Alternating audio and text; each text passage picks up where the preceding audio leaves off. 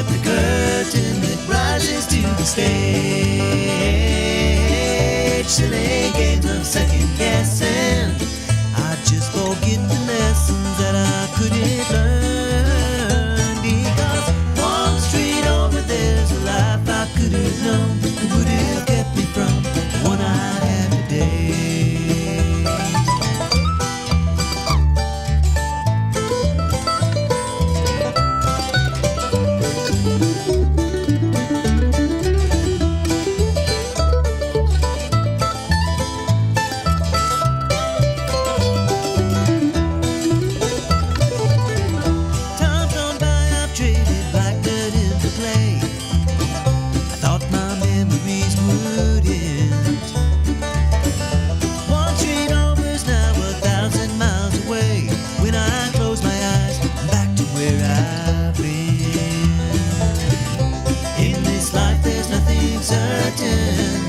Except the curtain that rises to the stage.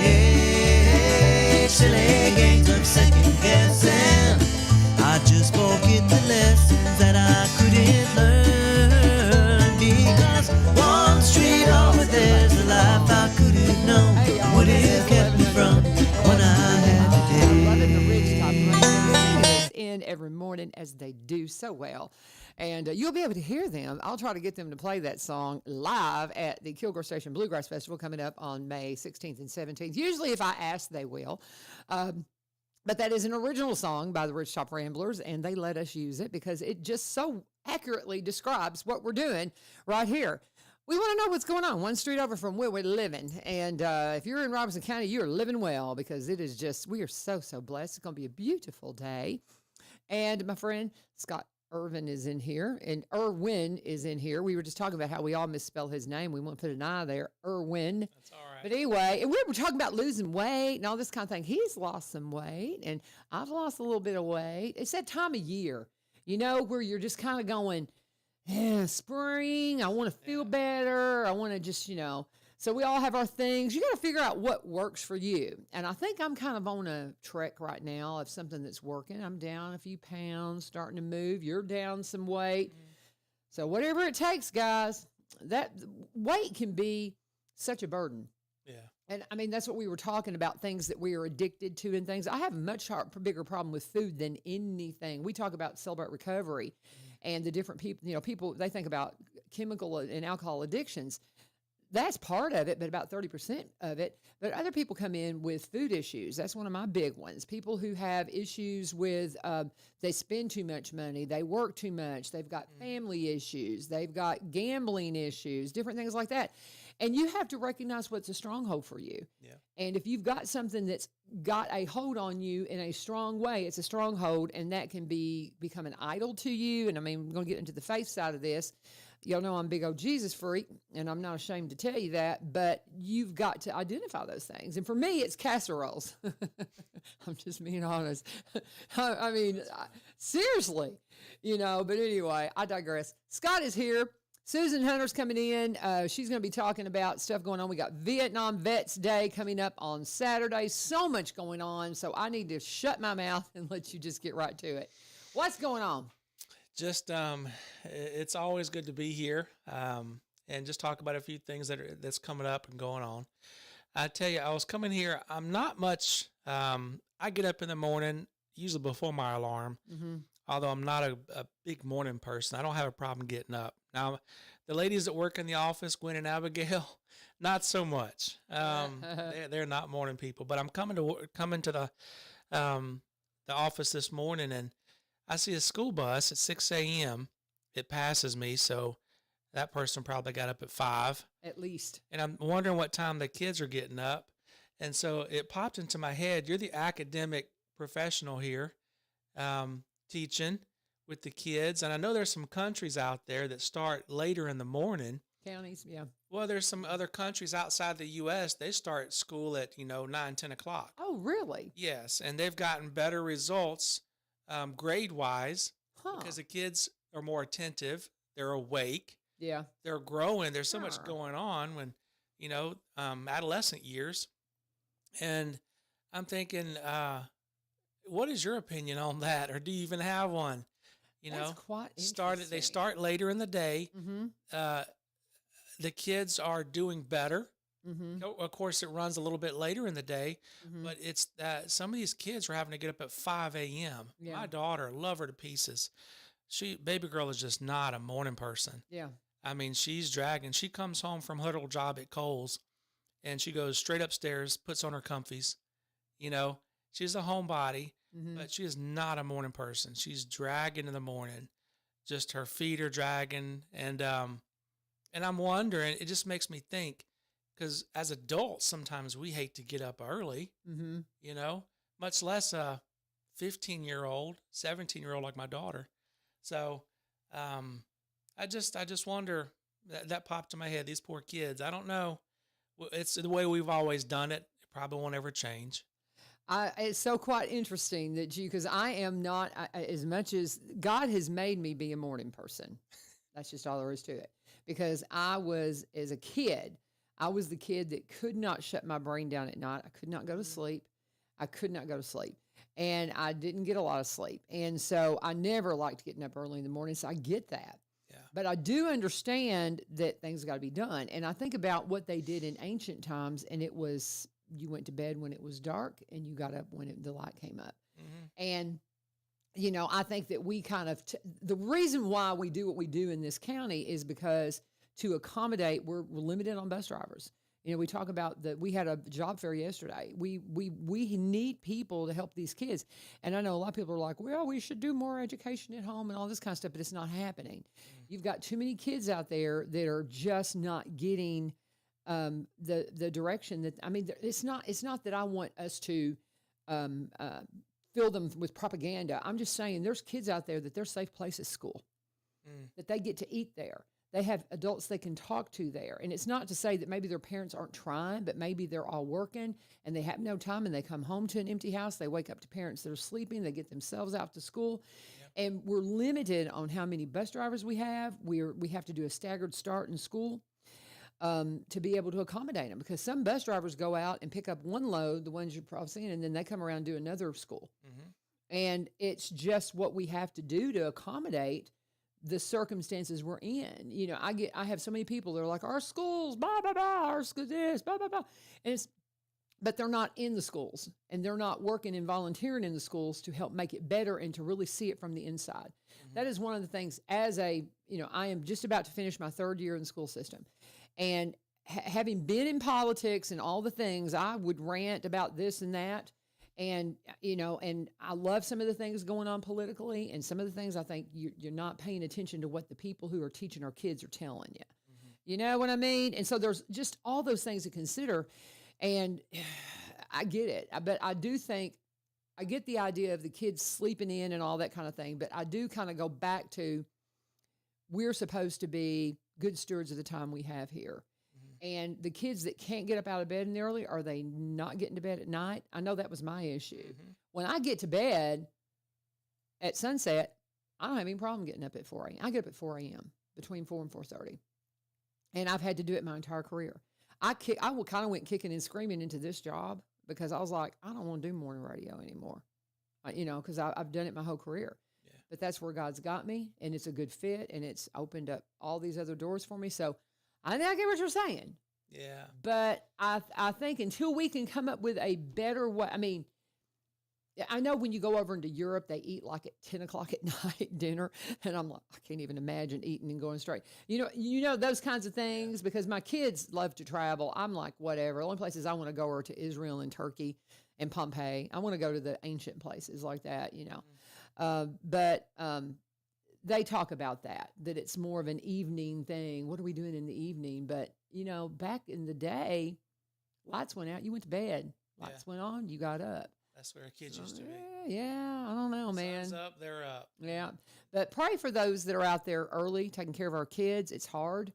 Yeah. My husband was, safety coordinator for the buses before he was working with the criminal justice, teaching criminal justice over at Springfield. We're loving what we're doing, by the way. I don't know if I can say that enough. Retire into teaching, guys. Just look at it, or be a bus driver or sub or something. Man, it's just wonderful. I love these kids to pieces. But We're getting off topic, Scott. Yeah. You know, but I get what you're saying. You're out there with those buses, and you're like, what's going on? It's early. It was early. And you'll see them late.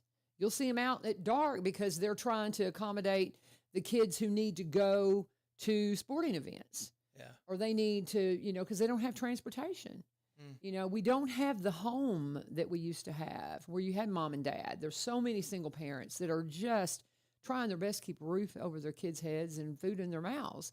And they're doing all they can do. But we got to fix our communities from the inside out. Really dig in and say that family matters, mom and dad matter. Come on, but right now we've got to work with what we've got, and we got an awful lot of kids out there that are spending. I love to tell this. I have movie posters all over my room, and I will oftentimes have the kids, like, we come back from a break. What was your break like? Find a movie in here that best describes what your summer was like, and I can't begin to tell you how many kids will write about Home Alone. The movie Home Alone is up there. And it just breaks my heart. Yeah. They're home alone. They're just home alone. I talked to them about, what'd you do over spring break? I slept, played games. Was anybody home? No, they were working. Well, it's gotten, one thing I've always enjoyed and truly appreciate is different perspectives. Yeah. Whatever you agree with, tell me why.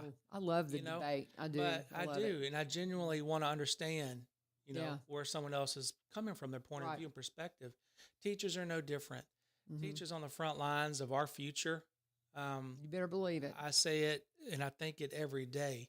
These kids are our future. Yes. So I don't care if you like it or not. It's coming. You better believe it. And so when you talk to, our troopers on the front line, like our teachers, it's good to get that perspective and kind of a reminder, of all of us don't have it good.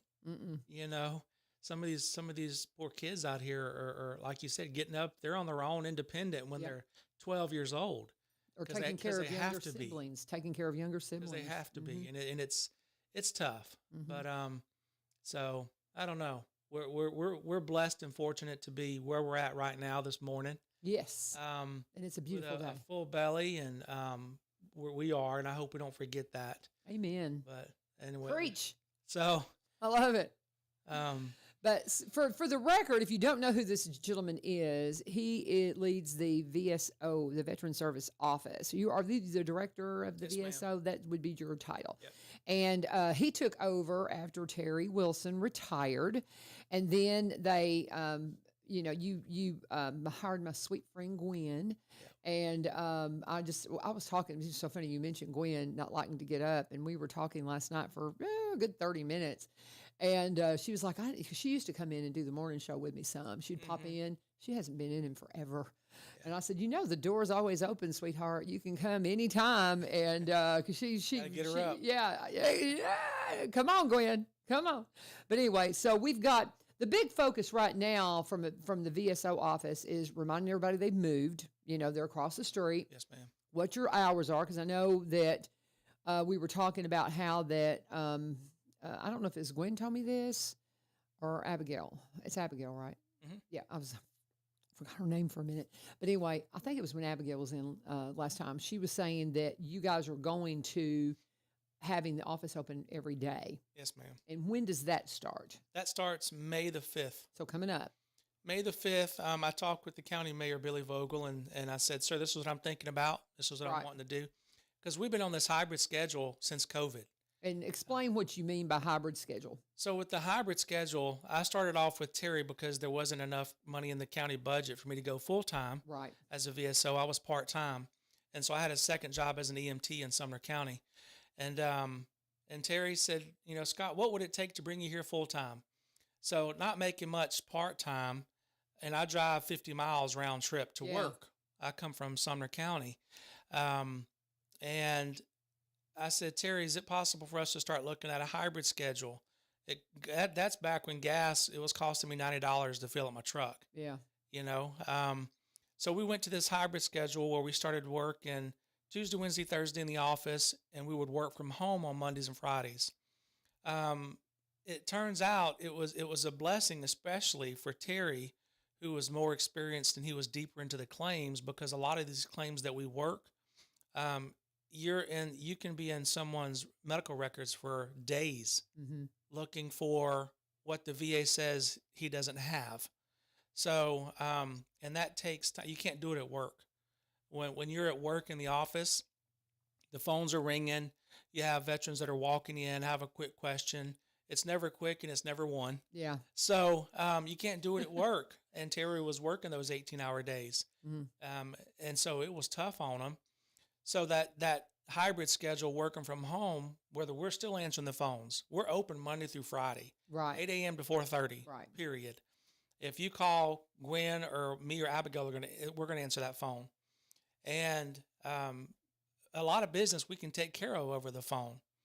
But and if it requires an appointment, we bring you in. But anyway, so we went on that hybrid schedule back in COVID. So we've been on it for several years now. It's nothing new. But the perception that the office, I kept getting, hey, Scott, I know y'all are closed on Fridays, but I said, no, sir, we're not closed. We're not closed. Right. I'm working. I'm on my computer at home working, filing claims and looking at records. Yeah. But perception sometimes can be reality.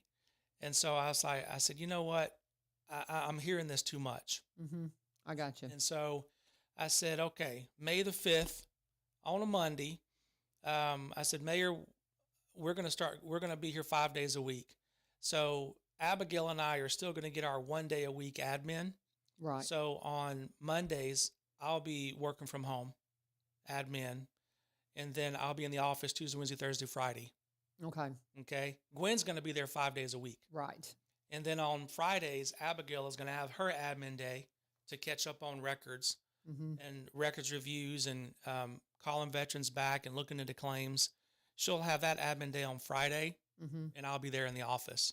So one of us is going to be there 5 days a week. I've spoken with the county engineer about having the sign out front changed of our new building right across the street from where we used to be. Because right now on the outside of our building, it says Tuesday, Wednesday, Thursday, 8 a.m. to 4:30, VSO office. And I said, it's misleading. Yes, it is. You know? So I didn't like that from the beginning, but hopefully, that comes off of there and we change it. We work too hard and we bring too much to this county that I don't want the perception out there. Oh, they're only working 3 days a week. Yeah, they're only there no. and we're getting paid. No, and this, you mentioned there's a lot of, I'll do a sidebar here. There's a lot of activities and programs that the county participates in where the VSO office is there. And that might be on a Saturday, Sunday afternoon, or Yeah. during the week in the evenings. Yeah. Yeah. I make sure I attend the monthly county commissioners meeting with Robertson County. I did not know that. I make it 7 p.m. I did not know that I you're was there always this there. past Monday. Yeah. 7 p.m. Usually done by 8. Yeah. But there's different business that takes part there, and if the VSO office is brought up like it has been in the past, Right. I'm there. Yeah. Because I need to make sure, no, ma'am, let me correct you. Yeah. Or let me give you the updates. And so, because our office has been brought up, and I want to make sure that people, if they have any questions, that I'm there for the office and let me clarify what we do and why we do what we do. And months ago, when I got to speak at the county commission meeting, which was a bit nerve-wracking, there's a lot of big audience. I told them a little bit about what we do, and reminded them that we bring in $52 million to this county. 52 Not million. over 5-10 years, but just last year. So, and that's benefits. Let's just clarify. That's benefits coming into our veterans that they have earned because of their service. So many came, the Vietnam veterans right at the top of the list because of what happened with Agent Orange. And if you've not looked into that, look into it. It will blow your mind. I didn't mean to interrupt you, but just to clarify that, those are benefits now available. If you've got a Vietnam vet in your life that had any possibility of exposure to Agent Orange, there are benefits that will help them with these terrible things that they're dealing with. But Yeah. go ahead. So that's And a lot of money, y'all. yes, ma'am, through compensation, Yep. compensation, and our pension programs are for veterans, Right. older, the health is poor, and they don't have much income. Right. So that's a pension program. There are widowed spouses benefits when the veteran passes. Some spouses think there's nothing for me. Well, oftentimes, let us take a look at it. Mm-hmm. There might be some benefits you're missing out on because if you never apply, the VA is not going to reach out and knock on your door. Yeah. So, yes, ma'am, that's $52 million in those types of benefits. That's not counting medical VA benefits, education benefits, home loans. That's not counting any of those. Mm-hmm. So that veterans take advantage of. So our office is very good at what we do. Some counties, because they have such a high veteran population, have to lock down their services to their county. Mm-hmm. For example, Sumner County, 12,500 veteran, and there's 3 of them. There's 3 VSOs and over, almost 13,000 veterans. Wow. It's very difficult to allow veteran time into the office. Mm-hmm. When you're sitting with a veteran, it's easy. An hour goes by in a blink because there's a lot to cover. We're trying to maximize their benefit, but locking down what we do as a veteran service office to Robertson County has never been on my nor Terry Wilson's radar. Therefore, we have a lot of veterans out of county, out of state. So if you have, I got a call email this week, late last week from Missouri. I helped a veteran up there in Missouri recently and got him to 100% permanent and total. Wow. And maximize his benefits. And he's probably sent 4 or 5 veterans my way. Mm. And I usually, when that happens, I usually encourage the veteran, hey, work with a local VS office near you. And that's their job, to take care of you. Okay. They're not there to get a paycheck, keep the seat warm. They're there to take care of you, maximize your benefits. And then I always tell my veteran, look, if you've tried that route, Scott, he's not returning my call. I never hear back. I just don't get a good feeling. We're not a good fit. Call me. Mm-hmm. Call the office. Me or Abigail, I have no problem taking care of you from 500 miles away. It doesn't matter. Because, regardless of when you served, what you did, what happened, character of discharge, your political affiliation, believe it doesn't matter. You're a veteran. Yeah. To me, you're a veteran. I'm going to work as hard on yours as I will for anyone else's. Mm-hmm. So, my father, when he passed away in 2015, that's when I retired after 20 years. He was a Vietnam veteran, had been missing out for years on benefits he should have been getting, Mm-hmm. that he earned. He died of heart disease, which is one of the presumptive conditions to Agent Orange. And so I said, you know what? No more. When it comes to me and my veterans, you're not gonna be missing out on benefits because I'm too busy for you, or you're out of county or out of state. When it comes down to it, let me talk to you. And if you are real and you want to go after this and pursue what you've earned, I'm here to help you, because it's going to take work. Okay. The VA hasn't given any of our veterans anything. A lot of times it's a negative reply, denied, and the veteran throws the paperwork to the side and never tries again. Yeah. We get those all the time. So the VA, bless them, they're overworked. And it takes months and months to get a decision back on claims that we file, but there's a reason for it. They're gainfully employed. They're very busy. So it's a process. We're here to walk families always through that process. I had a social worker email me on Friday, Scott, what's the form for pension? And I'm thinking there's a whole lot more than what's the form for pension. Does the veteran even qualify to apply? Right. Because they have to have wartime service. They have to have served a certain amount of time on active duty, 1980 and prior, and then from there going forward. There's all kind of criteria to even apply. So I sent her a paragraph back trying to break it down about the pension. Do they even qualify to apply for the pension? If they don't have wartime service, for example, after Vietnam in 1975 to where 1990, before the Gulf War ended, that break of 15 years where we were at peacetime, they call it, Yeah. a veteran is not going to qualify for a pension. Right. They don't have wartime service. Mm-hmm. So a simple question, it can be a lot deeper than a one-line answer. Mm-hmm. So that's why we're here, to help clarify, to help answer.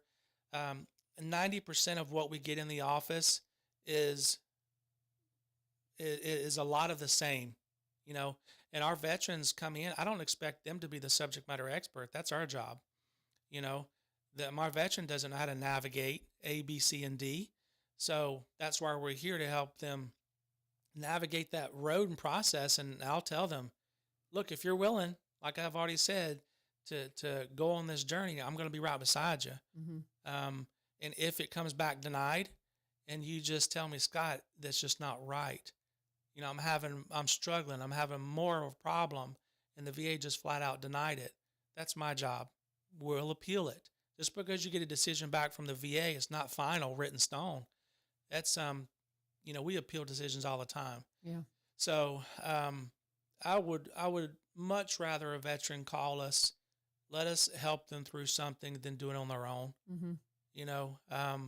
Because sometimes it can be much harder to fix something than had they just come to us in the first place, Mm-hmm. Or worked with their local VSO where they're at. And some VSOs are good, and some not so good. I've heard stories, lots of stories. Tell Yep. people how. We've got Susan Hunter that's hanging out, and we're going to bring her in. I'm going to have you just hang, and let's just all stick together.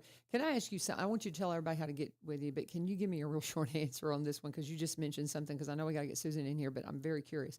You talk about, I always say one of my biggest regrets is not serving, because I was terrified because of losing my friend in Vietnam. I was just terrified to serve. And I really was, they came after me hard, because I was a big girl, and they're like, you need to be in the military. But, and it would have been that peacetime, and what are we classed now? Because do we consider the war on terror still happening? What if a veteran serves? Now, I know my son, he was in, I forget when he came out, but he was in Afghanistan. He served in wartime. Are we considered that now? Do we have deployments? Because, we're not, the pullout that happened during Biden and all that, did that end our wartime? What is it classed right now? If somebody serves right now, comes out in 4 years, never's deployed to a area that's considered, I don't know, what would you call it right now? So there was some paperwork that was signed when President Biden at the time, saying that we were no longer at a time of war. It had ended. But to my knowledge, Congress, who decides wartime, that's their call. Yeah. And that was never finalized. Yeah. The war on terror is still going. So is that what we call it then? Still? Or? Yeah. And you know what? I can tell you that veterans getting out now, when they come to our office, I've had zero problems getting their disability claims through. For anything, or if and we're not getting any pension with our claims coming in with our younger veterans, because typically the pension program, 65 or older, low income, a lot of medical problems. So, and to be honest, that's kind of as much as I know about it. It was something was signed, but it wasn't written into law that we're no longer at a time of war. So we're really still considered wartime. As far as I know, right. And unless someone says different, I'd love to hear more about it. Yeah, and again, the war on terror, if you don't realize, there's a lot going on. So we're at war with a lot of things right now, and on the ground and spiritually. We'll go. But tell everybody how to get in touch with you, and let's bring Susan in here. So tell everybody how to get in touch with the office. As we said, May 5th is when there's going to be somebody physically there at the office, but they're open all the time. My friend Gwen is your person on the phone. We were talking last night how long we're going to do the jobs because everybody thinks we should be retiring. We're like, nah, we're not interested in it. Yeah. And so we were talking about how long we were going to do what we were doing. And she goes, I'm going to be that old lady on the phone. I was like, we're already old, sister. But anyway, go ahead. So when are you open and how do they get in touch with you phone wise? So I will say that Gwen and Abigail are both awesome. Yes. Gwen the reason she's special is because she's grown leaps and bounds. She listens. She hears when we talk to veterans. And so she's able to field many, many questions that used to come to me or Abigail. And we'd have to stop what we're doing to answer questions. Well, I've made it a note to teach Gwen and to tell her about many different things in the way, that kind of surface level. Mm-hmm. And so Gwen's awesome. She can tell veteran and answer a lot of the basic questions for us. Mm-hmm. But we are 8 a.m. to 4:30, Monday through Friday. Our phone number is 615-382-6506, 615-382-6506. If you call that number 8 a.m. to 4:30, she's going to answer that phone. If she's not, one of us are covering. And if you go to voicemail, please leave a message, because a lot of times out of 10, if you call us and don't leave a message, we don't call you back. Mm. If it's important or you got something going on, hey, Scott, this is James X. I have a question about VA pension. Please give me a call back at this number.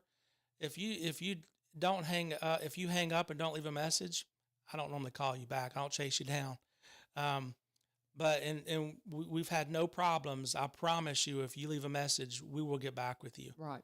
And if that's not happening, I need to know about it. Right. I guarantee you, I know the girls, so I know that they're taking care of it. But, but I'll tell you, and give them that phone number, and I'm going to have you go out and get her to come in and all that while I do my break. But go ahead and tell them the phone number. 615-382-6506. One more time. 615-382-6506. And we're also on the social media Facebook page for the county. Awesome. Very good.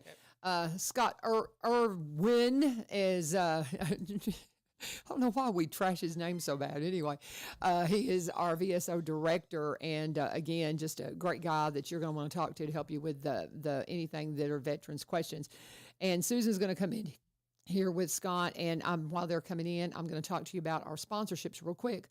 We've got some new sponsors that are getting ready to start. We're looking for some more. Come on in, come sit down. Just I maybe leave him there and put you right there. I'm gonna have him stay. But so we're looking for some more sponsors. If you're interested in sponsoring the program, 615-594-7736, 615-594-7736. And right now, I want to honor our longest running. They've been with me since like 2019, since we started this thing, guys. We've been at this a long time. Full-time sponsors, Barry and Rebecca Richards with Exit Prime Realty. People know their name because we talk about them all the time, and they're very good at what they do. Rebecca has been at this. She came out of a radiology background. She wanted to go full-time with real estate, and she looked for a company that checked all the boxes, that had everything she needed when it came to, beginning in real estate, and that was Exit. She was with the Garden Gate team for a long time. Barry came on board, went full-time. He came out of a marketing background. Their experiences, their personal experiences, it's very diverse. They're from Kentucky originally, so while they're cross-Plainians, they've been here for nearly 30 years. So they're Robertson Countyans. They've got a wide variety of experience, so they can buy and sell in the surrounding counties and across the state line in Kentucky, because like me, they're from Kentucky. So they bring that diverse background. They have worked with Exit for many, many years. They started a new branch in the Exit tree about a year and a half ago. Exit Prime Realty, they combined his brokerage office that's here in Springfield with her agency office out in White House to bring you that new branch in the tree. But I'm telling you, same great team that they've always worked with, and they would love to mentor you. So whether it's maybe you want to be a realtor, you can call them. Maybe you have property to sell, you can call them. You want to buy a property, you can call them, and they're going to tell you what you qualify for. Let's sit down and look at it. Is it a good time to buy? It's always a good time to buy, because if interest rates are high, say it with me, houses prices are low. If interest rates are low, houses prices go up. So it's always a good time to buy. Always remember that. You can look them up. Barry Richards, Rebecca Richards, Exit Prime Realty, all kinds of information will pop up about them. And their number, though, this is Rebecca's 615-504-7425, 615-504-7425. Great friends, great resource when it comes to real estate community. And when you talk to them, please always let them know that you turned. And here we go. Susan, I knew I was going to hang on to Scott, but y'all talking about all the same kind of things. And I just thought, we just all just kind of sit together. You're going to be hanging out with Lee Marie, too, for the Go Show. Correct. So she's going to be sticking around. I said we were having Ryan Martin on today. I just had it mixed up in my head because I did all that before spring break. I scheduled him for tomorrow, 7 to 7:30, because I knew I had Scott or somebody from the VSO office coming in. And so I was trying to kind of keep everybody together. So we got a full slate this week. But Ryan will be in tomorrow to talk about the mayor and alderman meeting that they had over spring break. So Susan is here. She is the first book. The name of the first book, remind me. 77 Letters, Operation Morale Booster Vietnam. Incredible book. I read excerpts from that to some of my kids because I took them to a Vietnam Vets Day. And, I just talked to them a lot about Vietnam because that's the era I grew up in. And I just want them to know, I just, people who don't understand what we have is not without great cost frustrate me. And so I want to try to help them understand that. But now you've come out with another book. I just, again, get that first one because it's incredible. It's just an amazing story. But now what else have you written here? I don't know anything about this new book. Well, thank you very much for making the effort to teach your kids because this is one war in particular that the schools don't teach about. And it's really incredibly unfortunate. And so I appreciate your efforts to do so. They are our national treasures. We have so much to learn from them. And so thank you. So what happened was I wrote 77 letters, and the healing that came from that set me on this journey to reveal the heroes, restore the honor to our Vietnam veterans. And in traveling the country for the better part of 2 years, interviewing anyone who intimately lived the war, so military, civilian, Vietnamese, American, I started to really get the comprehensive understanding of the human domain of that war. And all war, the human domain, the human cost is the ultimate cost. But in particular, the Vietnam War, there was so much more to it because it was a very intricate war, and all the dynamics that came together to create this perfect storm. And so what I found over the years, and in my presentation was shifting with a little bit of the emphasis on the 77 letters and that whole relationship and what I learned from those letters from the soldiers during the war to the fact that this is the bravest generation, which I claim in my first book, and I refer to them as the bravest generation. And what I found is, their war never ended. They came home and it continued, and they carried the weight of the misunderstanding of our nation, the misguided scorn of our nation, and they've carried it for decades. So far beyond the suffering from the Agent Orange and all the dioxins they were exposed to, they've been silently carrying this other war. And their stories have always mattered, but we've never heard them. And so that became my mission, to not only give them a stage to share their stories and for us to learn from, but give them an opportunity for healing. And I do believe this has been set on my heart from the Lord, and I'm just a conduit.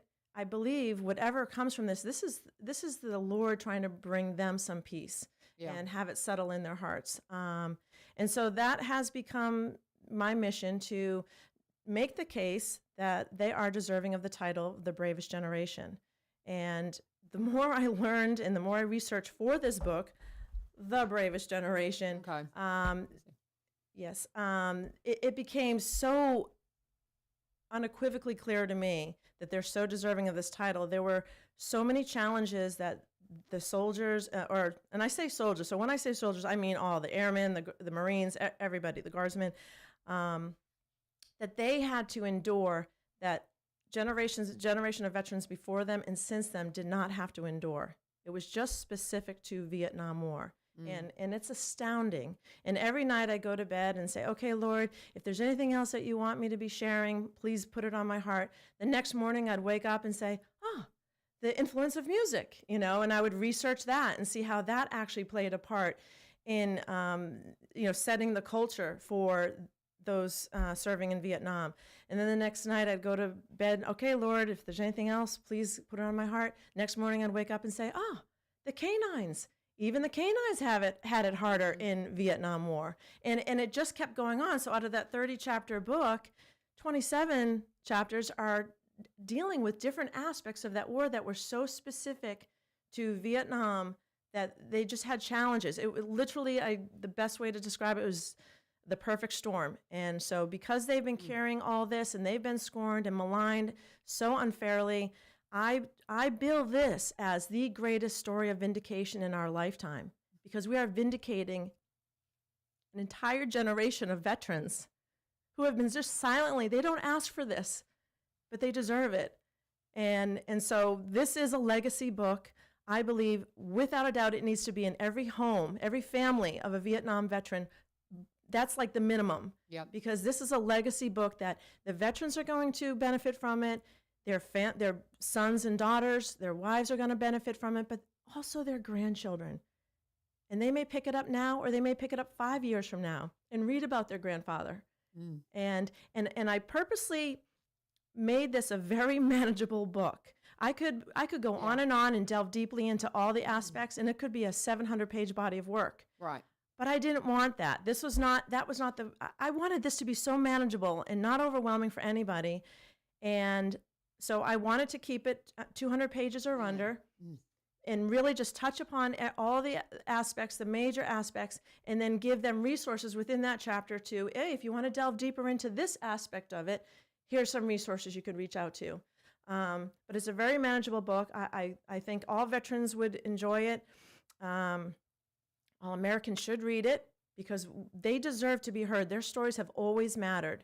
And I'm amazed, I'm sure you are as well, at how many people don't know anything about the Vietnam War. I know. Anything. It's breathtaking.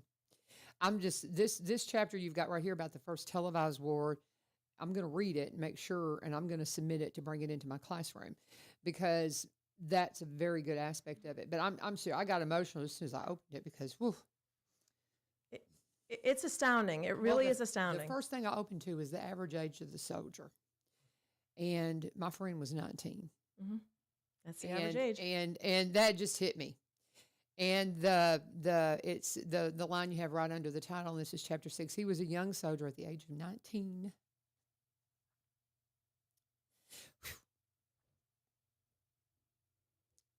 He witnessed things he wished he'd never seen. And that was written by a dear friend of mine, Vietnam veteran, Les Gibson. And he writes poems, and that was written by him. Yeah. And Kenneth didn't make it home. He died at 20. Well, and he wasn't. No, he wasn't. Was he 20? Yeah, I pulled him up real quickly because I was like, okay, was he 20? Yes, he was 20. He had just turned 20. That's Kenneth. But he, like I said, he was 19 when he left because he was barely there, and he stepped on a landmine. He had a dog. They weren't, his brothers said, I did not know his family well because he was our hired hand, and he had always been there whenever, my parents weren't much older than him, and so he worked for us, and you figure he died in 1969. So I was only, and I was only 7 years old when he died. Well, when he deployed, I would have been 6 years old. And I don't remember life on the farm without Kenneth being there, because he always worked for Mom and Daddy, because he would come over after school in summers and all that kind of stuff. So he was always there. So I tell people a lot of times I looked at him like I guess you would a big brother. I didn't have a big brother. I have a little brother. But I think that I had that kind of persona of him, kind of like, kind of a big brother kind of thing. And, or an uncle maybe because he was so close to the age of my dad. And so man. Yeah, and to give your audience, 19. To give your audience perspective, the average age during World War II was 26. Yeah. I mean, there's a huge difference in maturity level, life experience, even just physique, So, and so one thing I do want to say while I have on the air, I do compare the World War II veterans and their experiences to Vietnam. And the reason I chose World War II was because we've all universally agreed that they are heroes. And We call them the greatest generation. we call them the greatest because generation. They are. And for, but and for yes, good reason. yes. Absolutely for good reason. And we universally applaud them Yeah. for good reason. They're heroes. They're remarkable. What they did was remarkable. And they are the sweethearts of America. They truly are. They came home as victors. Their operation to come home was called Operation Magic Carpet. Like Yeah. even the It was title like of that was they were so- enchanting. yeah. They were so honored their entire lives for good reason. Excuse me. What I do is I say, okay, well, we have to compare them to something. So when you're trying to learn about something, you have to compare it to someone to have it be relative. So since they are the greatest generation, and we have metrics already established. Thank you. I'll slide you Thank a you. halls here because it's allergy season. It is. So I wanted to say, okay, here's a generation of veterans that we're well aware of because we love to learn about the World War II and World War II veterans in many movies and books and even in school. Well, this is what they did. Now look at what our Vietnam veterans endured and look what they did. So it's not to diminish honor from any other generation of veterans by giving honor to our Vietnam veterans. And I wanted to, and I do 2 times, I make a point in the book to say something like this. This is an analogy. You have a candle in a dark room. It does not diminish any of its light by lighting another candle. Right. It only adds to the glow of the room. And so that's the mission here. And I just wanted to use the metric of World War II veterans to just show how remarkable our Vietnam veterans are as well. You bet. Light another candle. Right. So I do compare the two because it's just an easy comparison. Right. And a couple of things I'd like to point out that were just astounding to me. During World War II, the government had voted it to be a total war doctrine, meaning you go in, whatever the cost, as long as you stay within the Geneva Convention rules, you go in and you win. We're not going to scrutinize what the military officers and leaders decide. We're not going to scrutinize. We're not going to criticize. We're not going to handcuff you. You do what you need to do to get the job done. And they did. Mm-hmm. Vietnam, it was voted as a limited war doctrine war. Therefore, they had to get permission for what they were going to, the leaders, literally the military experts had to get permission from the commander-in-chief. And Lyndon Johnson is even quoted as saying, they can't bomb an outhouse without my permission. What kind of any organization, if you can't make any decision without going up the chain to get the approval, to then go back to the chain to relay that approval, and by that time, your opportunity is missed. Right. So huge difference. And that's why in my first book, 77 Letters, the soldiers would write to my mom saying, I feel like I'm fighting a war with my hands tied behind my back. They couldn't do what they needed to do to get the job done. And they had rules. You can't go over the border here, or even if the VC come in and attack you, you can't then chase them. If they go over the border of Laos or Cambodia, you can't chase them over the border and eliminate the threat. I interviewed a veteran, and this is widely known. The waters were considered international waters, and so therefore you could not attack. And I had this one veteran in Texas, Harold Weldon, who was telling me a story about how his whole unit was there on the banks watching boats go by with ammunition and weaponry that they could not eliminate. They could have either just taken it out, but they were not allowed. They were told to stand down because it was international waters, and they knew the next time they were going to see those rounds, it was going to be coming at them at lightning speed, you know? And so it was just crazy. Basically, it set them up for an unwinnable war. So the rules of engagement between the two wars were astoundingly different. And quite frankly, we haven't had a total war doctrine since, and perhaps why we keep withdrawing with no real war ending, no real victory. I feel like Scott might have something he wants to add here. What do you? I'm listening. You're listening because Scott's a veteran and he served how many years? 20 years. 20 years. So I think he probably Can would relate be- to that. Yeah. Well, I just think it's been said. If you don't understand where you came from, why you have what you've got, that it's not free, that it did come at a cost. History is doomed to repeat itself. Amen. If you're not educated. That's part of the reason I love history. It's endless to learn. So I like knowing and understanding, like I said this morning, why people believe or view what they view. I like to understand different points. But my father being a Vietnam veteran, what they came home to was appalling. And so if we spent forever trying to make it up to that generation, it wouldn't be enough. I agree. Amen. So I think what we're doing and what I get concerned with is I pray and I hope I do what I can with my children, with interacting with my veterans, but our veterans are getting older. They're dying. Yeah. And the Ken Gambles, a lot of the veterans at the American Legion, I've heard some of their stories before and what they casually talk about. I was sitting there in awe about what he saw and what he had to do. These veterans are getting older.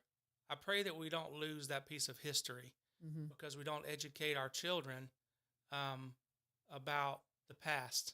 Yeah. So, and we see a lot of things being a medic for 20 years and going to Afghanistan and seeing a lot of terrible things over there. I didn't come home and talk to my wife. What does she understand? I love her to pieces, but 25 years I've been married, but she doesn't understand. And so veterans talk to other veterans. And so it's okay to reach out when you're struggling. And a lot of our veterans have found solace and kind of an internal peace with talking with other veterans and dealing with those demons, healthy versus, God forbid, 20 plus a day with suicide, or drugs or alcohol. So there are healthy ways to deal with it. It's okay to ask for help. It's hard, and especially to a man, because God built us the way He did. But it's Wonderfully. Yeah. Yes. But I think it's interesting. I'm definitely going to read this. Oh yeah, I've got you will have these at this weekend, right? Correct. We can get them. We can get them. I'm Ken sure will have them. online and everything. Yeah, as well. online on Okay. Amazon starting next week. Okay. But one thing I wanted to touch on while you mentioned it, because seeking brotherhood and being able to speak in a safe space is crucial, just to release and just to feel understood. This gives you an idea.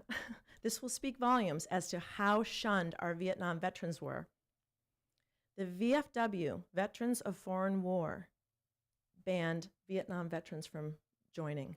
When they came back, they were not allowed. How long? Do you know how long? I don't know how long. So now, obviously, they're very welcoming to Of Vietnam course, veterans. But certainly, are you kidding me? no, I am Wow. not kidding. I was shocked. I was astounding. Wow, So, that's stunning. Did you know that, Scott? yep, Wow. That's why they started the Vietnam Veterans of America, because they were not allowed to join VFW. Now, that speaks But volumes. That tells you what the mood of the country was. It was incredible. I remember because like I said, Kenneth died. I would have been 7. And so and that was in 1969. And when did the Vietnam War end? What year? 75. 75. So you figure those years after Kenneth died, and the way I held him up heroically, and seeing all that disparaging nonsense. Oh, I was infuriated as a kid. It just like, Kenneth died there. Don't you dare. The way that I can remember just being infuriated at the way the veterans were treated. Hated hippies. Hated the hippie movement because of it. And I mean, hate's a strong word. I know we don't need. I'm a follower of Jesus Christ. We don't hate things, but I just to this day, if you're dressed like a hippie, I have to go, because it was so vile to me that you would dare disparage what cost him his life. And I'm going to be out of time, and I'm going to have to go to school, and Lee Marie's going to be in here. But one of the things, talking about needing to talk. Get a hold of the VSO office and talk to Scott and to Abigail and to Gwen. Do not neglect the help that is just right there. They are doing so much to help our veterans now. I've got a veteran you need to talk to. Our Uncle Cooch, Kenneth Vivio up in Michigan. He was in Green Beret in Vietnam. And he's talking now. He's about to turn 89. And he's talking more about it. And Good. a lot of us, and he's wanting to share. I would love to have you sit down I and would love talk to that. him. If you can get to the Upper Peninsula, we can't get him down here. He comes down here and the allergies just kill him. He's like, I'm going home. But he's so funny. But we're going up there in the summer for a big reunion to celebrate his 89th birthday in July. And yeah, he would love to talk to you, and I'd would love love for you to that. talk That would to be an him, honor. and to kind of know the questions to even ask. I don't even know the questions to ask, but we're trying to get more of his story, and he wants to share more of his story. Good. But breathtaking stories I've already heard from him. And just another thing about this book. First thing I opened up, like I said, was the age, and that was the age that Kenneth was went in, and actually he may have been just 18 because he was only there just about a year. I mean, he was just barely there, so he may have been drafted at 18 because it was right out of high school. But he died just after he turned 20. But then I turned to chapter 5, the influence of music. Oh gosh, the songs of that era just make me weep. Yeah, that's know, when songwriters took the Just- stage. to Yeah, really shape man, I'm culture. telling you, the CCR. I mean, I can't, and I just everybody's like, oh, it's so political, and I'm like, you don't remember it, and Yeah, I there's just, so many factors. so in- many yep, songs in the that culture. just make me just lose it from that era. And know. one thing with the music that I thought was fascinating is prior to Vietnam, so say during World War II, Yeah. the radio was listened to in a big console, a huge console in your living room, and the family listened to the radio together. And you Right. listened to, Oh yeah. The Shadow and music together, and it was all patriotic, and the families could monitor what the kids were listening to. But with the advancement of technology came the little transistor, the personal transistor. So now you had kids or young teenagers able to listen to their own music, and so you had this independence. And that's when the music became very powerful, and songwriters became very powerful in shaping the culture. Yeah. Yeah. And some not in a good way. Correct. I mean, some were Correct. beautiful, and like I said, I'm just a huge CCR fan, and I still listen to Fortunate Son, and I listen to and that was true, a lot of it, Yeah, because there yeah. were some that could get, Oh, for sure. They had somebody that knew somebody Yep. that could keep them out and all Yep. this kind of stuff, and that that's I haven't really studied the lyrics of the song deeply, but that's the immediate thing that comes to mind, and I think about Kenneth Right. because sure. he's just an old farm boy. Of course, he's going to get drafted. Right. There's nobody's going to help him, go into do something different. He didn't have any choice. And even so- protesting the war was one thing Yeah. because nobody loves war, including the servicemen and women. But it was the fact that these protesters, many of them, not all of them, but many of them couldn't differentiate between the war and the warrior. Amen. And so Well they're said. protesting the war, Well but then they said. couldn't understand that warrior didn't cause this or No. didn't even provoke it. No. So Mm-mm. just that was the big stain. You got another good one here, Susan. Thank Oh my you. goodness, Thank God you. bless you. And you got to go meet our uncle up in Michigan. I would if love you that. if you want to go to the UP, man, I'm sure he'd love to sit down and talk to you. He's a little cantankerous, you are, Uncle Cooch. I love him to pieces though. But anything, Scott, before we wrap it up, I'm going to have to head out the door. I mean, I don't know what all that Lee Marie's got going on. I don't know if you're going to hang out or whatever. But as we part ways here, remind them all the hours and what's going on and anything else you might need to share before we walk out, and then we'll leave. I'll let Lee Marie come in and take the helm. Well, I just think it's awesome what both of you are doing for LaVern, having me here, being such an advocate for our veterans and you doing what you do in Our travel. honor. Thank you. I think it's that's part of the history, that I mentioned that is necessary. You have to have it. Yeah. And so, but any veterans out there, if you have any questions about your benefits, if you just want to talk about certain things, give us a call, 615-382-6506.